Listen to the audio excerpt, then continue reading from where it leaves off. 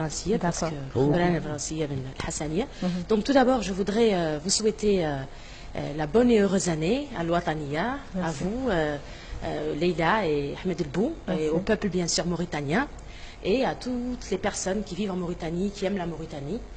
Et bien sûr, je voudrais vous remercier pour l'invitation. Bon, pour ce qui est donc de l'égalité. Pour ce qui est de l'égalité en Mauritanie, l'égalité entre les différentes franges de la société et beaucoup d'autres paramètres. On ne peut pas dire qu'il y a une société dans le monde ou un pays dans le monde qui est à 100% égalitaire. Ça n'existe pas. Aujourd'hui, jamais on devrait prendre des références comme par exemple les États-Unis ou la France, qui sont par exemple des modèles de démocratie et de respect des droits de l'homme. Il y a aussi beaucoup d'injustices aux États-Unis et en France. Rien que pour citer la France, par exemple aujourd'hui quand vous vous appelez Mourad ou Fatima en France et que vous vous appelez Isabelle et Jean-Paul, les Isabelle et Jean-Paul ont plus de chances d'être recrutés que Mourad et Fatima. Ça, c'est un fait que les Français ne nient pas, quelles que soient les couches sociales. Aujourd'hui, par exemple, quand vous voyez que le FN considère comme étrangers des citoyens, comment on appelle ça, des citoyens français. Donc tout ça, aux États-Unis, l'autre fois, nous avons vu, par exemple, les crimes qui ont été commis par la police, et ou aussi, par exemple, au niveau financier, O.J. Simpson, qui, il y a quelques années, avait été accusé de meurtre sur sa femme, a été acquitté parce qu'il a beaucoup d'argent. Donc tout ça, il y a des situations d'inégalité. Mais aujourd'hui, pour revenir donc à la Mauritanie. La Mauritanie, comme mon grand frère, M. Modi Camara, a dit tout à l'heure, la Mauritanie, dans les années 70, il est vrai que la situation des années 70 n'était pas celle d'aujourd'hui. Mais il y a aussi beaucoup d'autres paramètres, tels que par exemple, avant, la convergence de tous les Mauritaniens, c'était la construction d'un État. La construction d'un État, c'est-à-dire qu'on allait vers la construction d'un État. Donc les gens apprenaient à se connaître et il y avait pour point commun, on ne peut pas le nier. Il y avait une école, c'est tout. Voilà, une école, mais on ne peut pas le nier aussi. Il y avait un système importé, français, qui avait établi certaines règles et qui essayait de mettre tout le monde dans cet apanage et tout ça. Voilà. Donc, deuxièmement, au niveau maintenant de l'inégalité en Mauritanie. Au niveau même du cercle restreint, il y a une inégalité. Donc, quand on voit déjà une famille, c'est déjà la représentation à petite échelle d'un État. Un État, c'est la représentation d'une famille à large échelle. Donc, ce qui veut dire aujourd'hui que, par exemple, en Mauritanie, ok, il y a une situation d'inégalité, mais où se trouve la loi? C'est la loi qui définit l'égalité.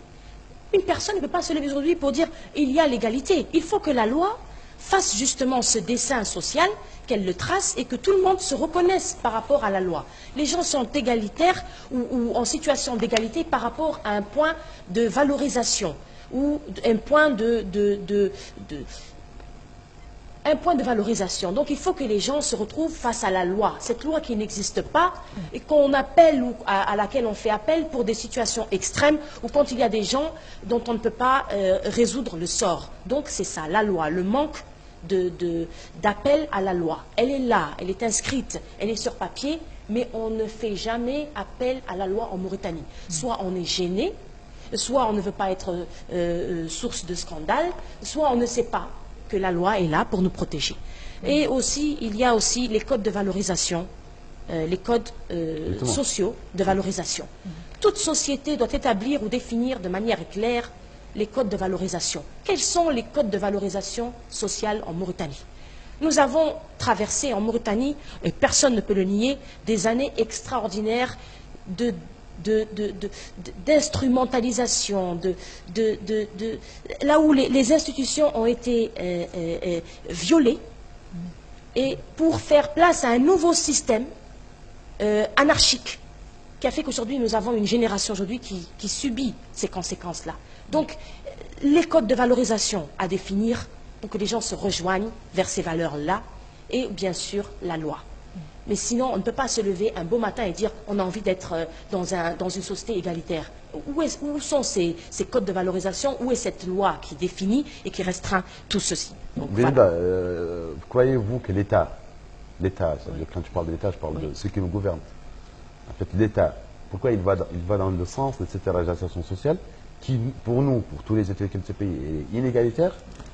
Est-ce que vous croyez que l'État va dans ce sens dans les nominations, par exemple, quand on parle de nomination à des postes administratifs. C'est plutôt la société qui prend le relais plutôt que l'État. Pourquoi l'État est faible face à cette... Ahmed El-Bou, votre question est extraordinaire. Mais est-ce que vous pouvez aller en profondeur? Comme ça, moi, je peux vous répondre aussi en profondeur. Parce qu'il y a quelque chose que vous ne voulez pas dire, et je vous invite à le dire clairement, s'il vous plaît.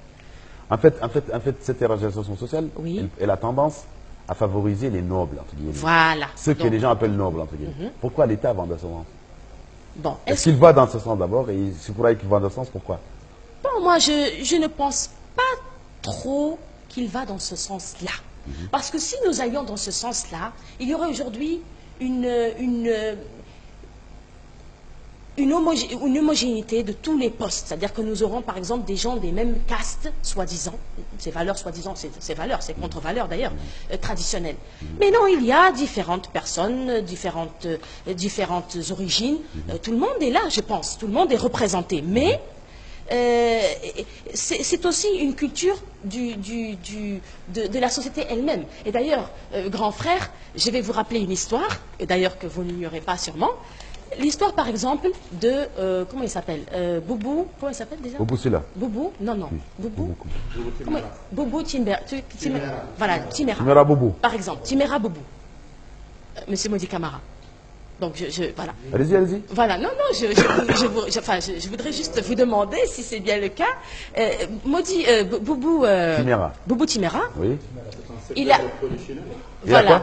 Il a été nommé au temps de Taïa comme ministre. Hein? Taïa l'a retiré, c'est-à-dire il lui a retiré donc cette fonction, parce que, soi-disant, les Soninké pensaient, si je me trompe, s'il vous plaît, vous me corrigez, grand frère, qu'il n'était pas noble. Alors, voilà, donc ça veut dire que déjà... Pardon? Qu'il ne les représentait pas. Et bon, parce qu'il n'est pas noble, donc on n'a qu'à se dire les choses clairement, qu'il n'est pas noble, parce qu'on va faire des détours. Qu'il n'est pas noble, tout court, c'est tout. Donc, qui n'est pas noble? Ben justement. Donc voilà, donc c'est un problème déjà social. Et je voudrais vous demander, grand frère, est-ce que c'est le cas? C'est une question embarrassante parce que les gens ne vont pas se réunir pour dire Vlen Maïmesselne. Ce qui est sûr, c'est que la rumeur, ce qui est sûr, c'est que la rumeur, comme on dit, a effectivement circulé. Et d'habitude, on dit qu'il n'y a pas de feu sans fumée ou il n'y a pas de fumée sans feu. Ce que je peux dire par rapport à cette question, et je parle sous le contrôle de tous ceux qui nous écoutent, c'est que il y a effectivement un système qui existait, comme vous l'avez dit, on l'a hérité des grandes familles, le Khiam, le Kbar, vous le savez, vous n'avez qu'à prendre toute la nomenclature des années d'avant l'indépendance et de juste après l'indépendance, ceux qui avaient été mis en orbite, ceux qui avaient hérité du système sont connus. Donc, pour vous répondre tout simplement... Monsieur, on est d'accord que ça existe. Mais pourquoi l'État est obligé à aller dans ce sens? C'est ce que je pense que la question... Quand on a le pouvoir, on est obligé d'aller dans ce sens. Mais vous savez, on a l'impression que quand on peut, on veut. Mais d'habitude, on dit que c'est quand on veut qu'on peut. Par rapport au pouvoir, le plus souvent, le pouvoir ne fait pas toujours ce qu'il veut. C'est connu. Mais en tout cas, par rapport à cette question-là, on reviendra là-dessus quand on abordera les questions sociétales. Le pouvoir aimerait bien aller à la bonne vitesse. Et je pense qu'aucun pouvoir, s'il est intelligent, et un pouvoir est intrinsèquement appelé à être intelligent, même si au départ il n'a pas l'intelligence, quand on a le pouvoir, on dit quelque part que quand on peut, on doit pouvoir. Vouloir, c'est pouvoir. Oui, et puis quand on peut, on doit pouvoir. Ça veut dire qu'on doit, comme par exemple votre question, pour les nominations, pourquoi ce qui peut me permettre d'être tranquille, je ne le ferai pas? Parce que vous l'avez dit, la société aussi est un contrepoids. On ne peut pas changer une société quand on n'est pas au rythme de cette société. C'est un autre débat. En tout cas, ma sœur Belinda, ce qui est sûr, c'est que les Soninké, et ils ne sont pas les seuls. Il ne faut pas jeter la pierre aux Soninké. Non, non, je ne parle pas de toi. Bsiva Am, Bsiva Am, ou Bsiva Khas. Bsiva Am ou Bsiva Khas. معروف Oui, oui. Mais en tout cas, ce que je peux vous dire, c'est que personne n'était dans le secret des dieux. On a dit que, bon, Timera a été sorti, etc., etc. Mais je vais vous dire autre chose. Les structures qui existent entre les différentes fractions, en soninké on dira les différentes grandes familles, Vlan ou Vlan ou Vlan, mais c'était connu. Le pouvoir utilisait ceci pendant une période, il utilisait ceci pendant une période. Le charg ou les dakhilin السنة لكن الخريف وهالكذا وكذا واللي داخلي. Au niveau aussi des soninké, à l'époque, c'était les sous-marins. J'espère que mon ami Soumaré me regarde. C'était les sous-marins. Ensuite, il y a eu la petite période des Camara. Ensuite, il y a eu les Gandega, les Djabira un peu. Mais le cercle ne va pas plus loin. Dès qu'on est sorti du cercle, non, il n'y a pas eu scandale. On a dit, c'est peut-être pas la bonne chose. Et n'oubliez pas, et je termine pour te remettre, le pouvoir, en fait, qu'est-ce qu'il cherche? La stabilité. La stabilité, dans le sens du pouvoir, c'est avoir l'ensemble des populations au sein de l'espace, n'est-ce pas, que le pouvoir contrôle, d'avoir la paix civile.